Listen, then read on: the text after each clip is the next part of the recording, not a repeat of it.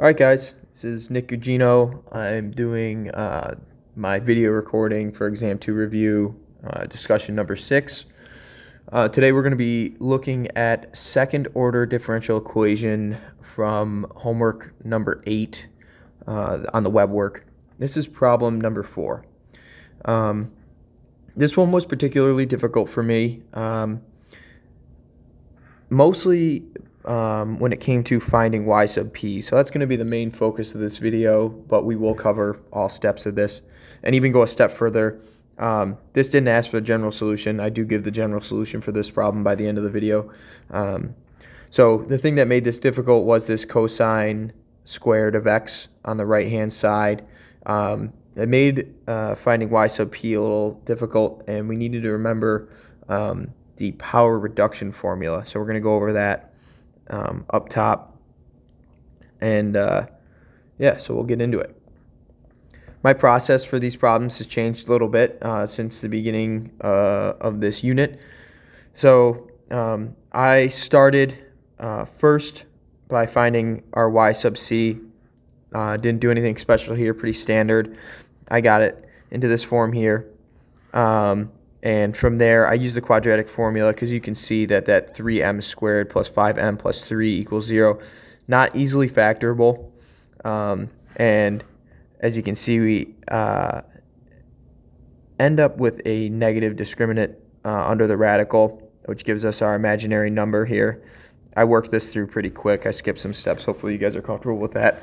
And that gives us our y sub c here. Can simplify this down for us a little bit more so you can see. Move that e to the negative 5 over 6x out front, and that's just c1 cosine radical 11 over 6x. I like to miss those x's on the cosine and sine functions. Don't do that. So got that in there, and also the sine.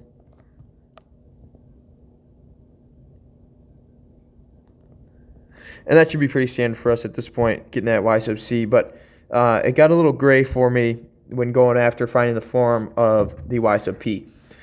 So looking at just the cosine, we know that our undetermined coefficient, our strategy is going to be start with this for this cosine 2x.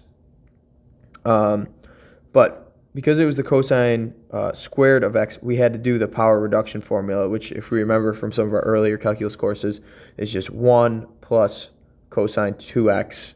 Move that square into the 2, and it's all over 2.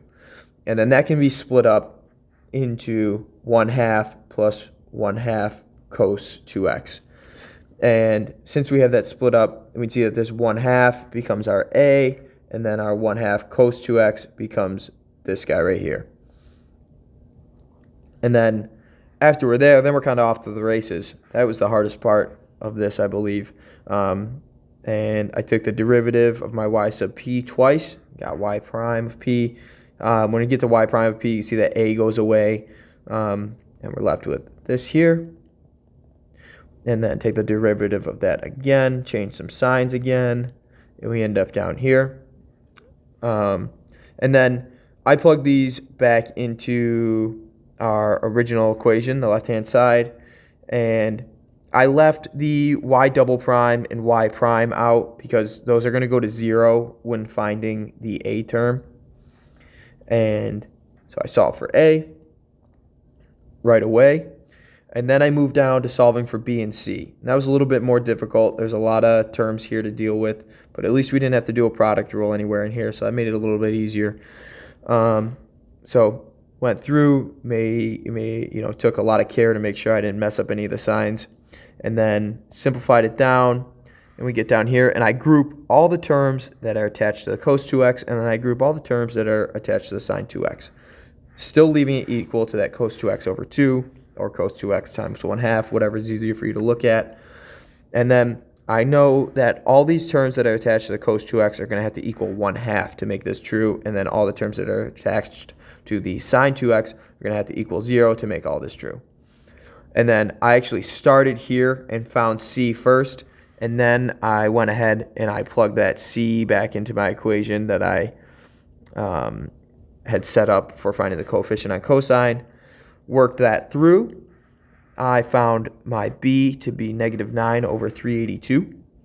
And then I went ahead and I plugged that back into the equation I set up for the coefficient on sine. And then it's just crunching numbers. And I ended up with this 5 over 181 for C. And then I plugged that back into my y sub p, which the form we had determined up above. And plus I'll plug that 1 6/6 for A, and the -9 over 382 for cosine, and then plus the 5 over 181 for sine. And then I went ahead and I set the general solution up. Not the prettiest thing to look at. There she is. And that is a top to bottom on that problem. And we can go back down here and check our answers, make sure we got everything right.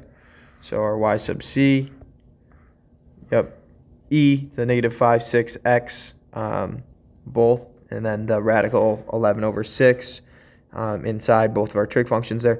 And you can see I did not simplify this in the WebWork, but it still took it, and everything else looks right.